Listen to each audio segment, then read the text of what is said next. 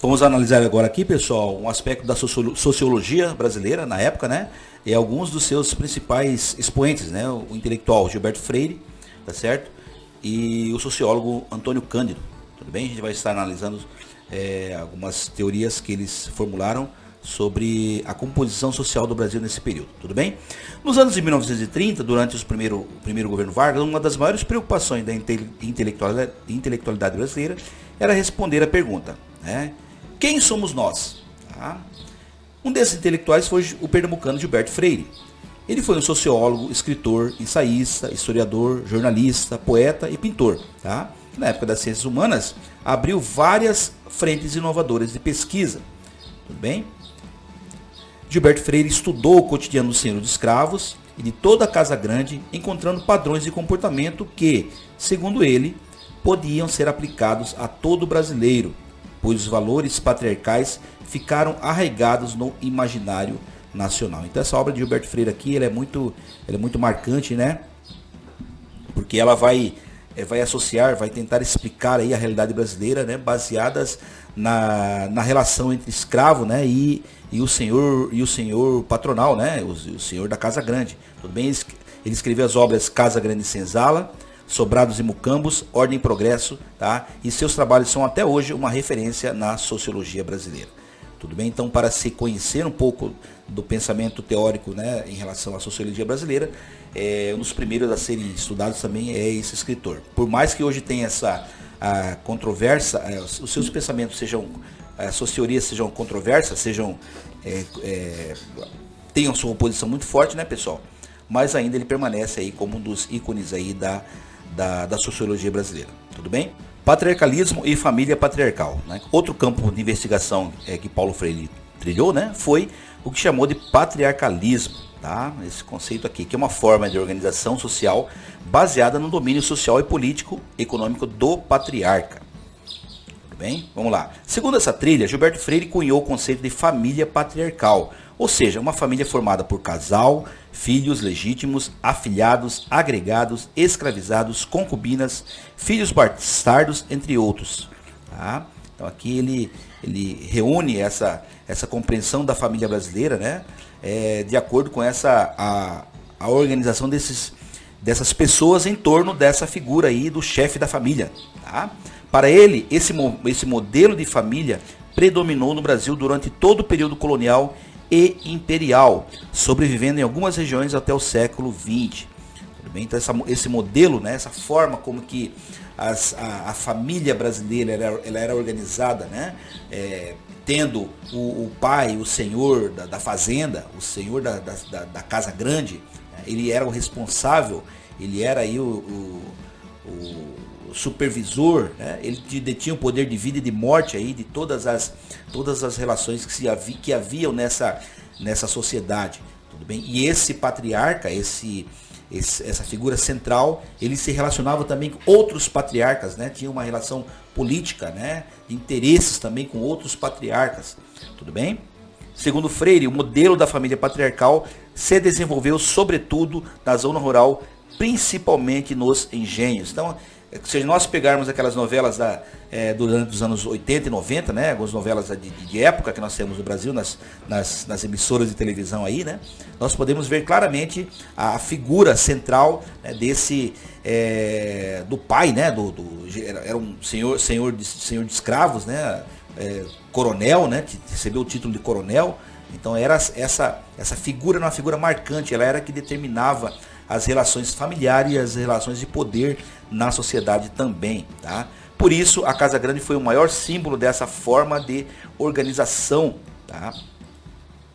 No tocante ao contexto, Freire afirma que a distância entre o Brasil colonial e a metrópole portuguesa enfraquecia o poder do Estado, aumentando consequentemente o poder dos patriarcas, tá? Então, ele remonta aqui essa análise até o período colonial, né? Quando, pela distância da colônia brasileira à metrópole, né? Então, pela incapacidade muitas vezes da liderança portuguesa de afirmar o seu poder aqui, essa lacuna de poder foi tomada aí por esses senhores de engenho, né? por esses senhores, por esses fazendeiros que eram os donos, os responsáveis aí pela ocupação do território, pela ocupação da terra, pela administração da terra, tá?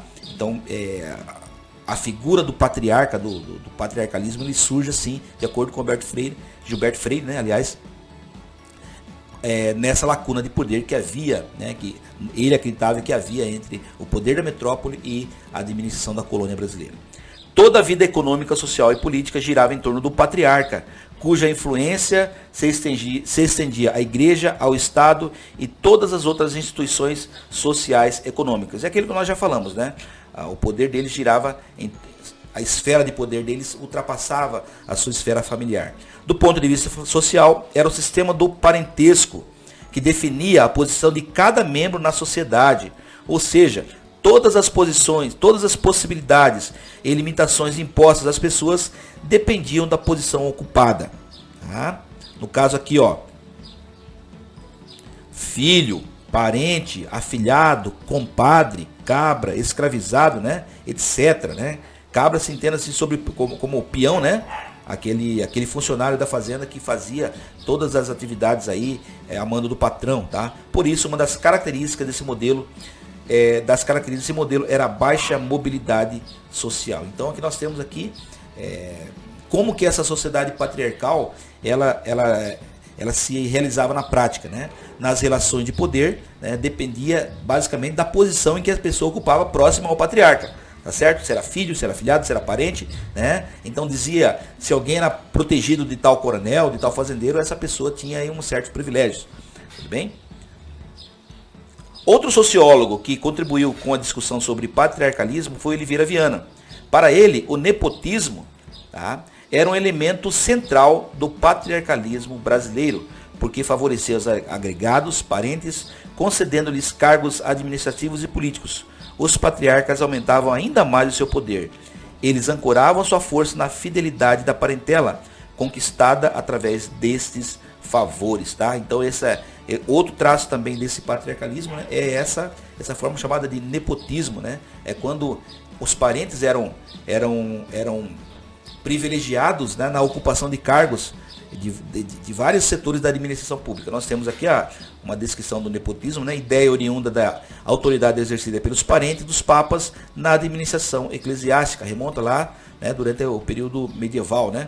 Depois dessa ideia se estendeu a toda forma de favoritismo e proteção nas esferas do poder público. Hoje nós temos aí o Ministério Público, né, que fiscaliza, né? Nós temos hoje as instituições que fiscalizam outras instituições para que isso seja evitado e coibido, né?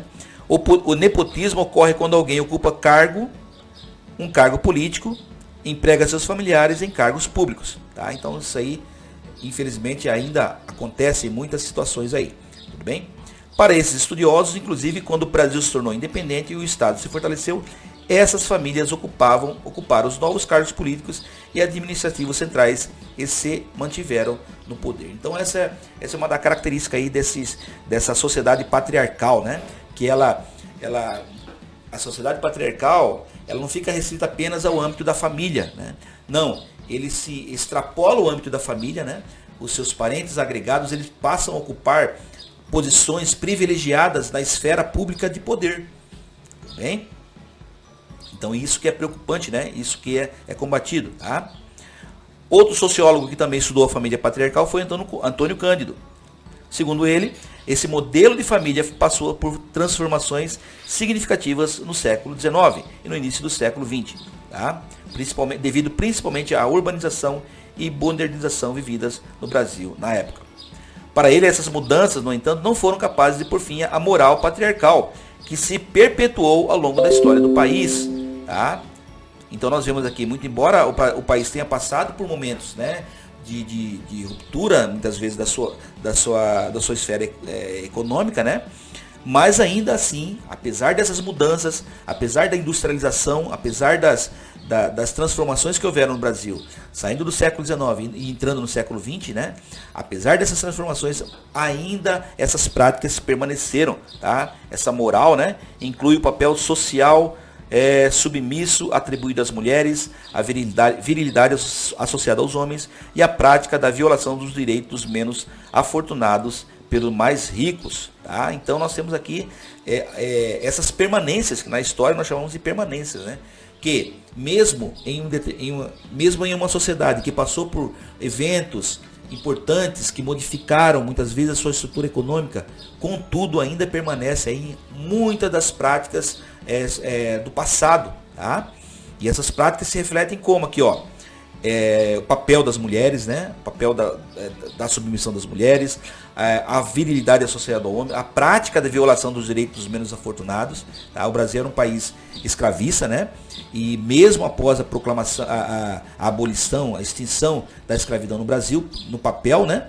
Mas ainda permaneceram aquelas estruturas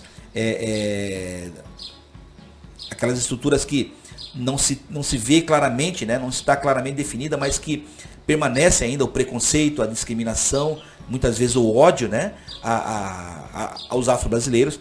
Então essas estruturas ainda permanecem no país, apesar de todo esse tempo que se passou aí, e das transformações que houveram, tá?